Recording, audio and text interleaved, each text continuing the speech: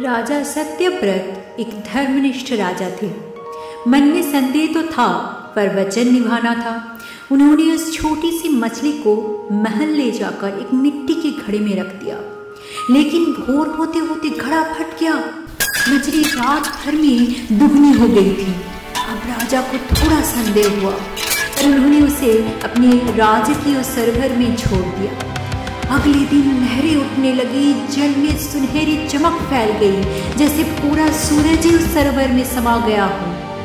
डर के मारे राजा बोले, यदि तुम इसी तरह बढ़ती रही तो मैं तुम्हें कहाँ रखूं? मछली ने राजा की डर और भ्रम को महसूस करते हुए धीरे से कहा, तो फिर मुझे नदी में ले चलो राजन।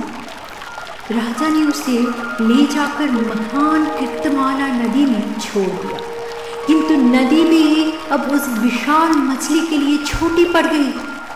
हताश और चकित राजा ने अब उसे महासागर में छोड़ दिया, लेकिन वहाँ भी जब विशाल मछली ने समुंदर को भी भर दिया, राजा अब किसी संदेह में नहीं थे।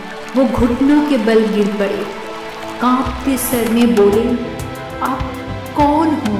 कृपया प्रकट हो। और तभी समुंदर चमक उठा। सिर्फ मछली नहीं थी, वो स्वयं भगवान विष्णु थे। विष्णु बोले, मैं 7 दिनों में लौटूंगा, जब महाप्रलय आरंभ होगा। एक महान नौका बनाओ, सप्त ऋषियों को उसमें स्थापित करो, साथ में वृक्ष, औषधिया और सभी प्राणी के जोड़े रखो। ये बोलते हुए भगवान विष्णु चले गए। राजा अब अकेले खड़े थे, और जब तूफान आने लगे, राजा धीरे से बोले, समय आ गया है, अब झुकना नहीं है।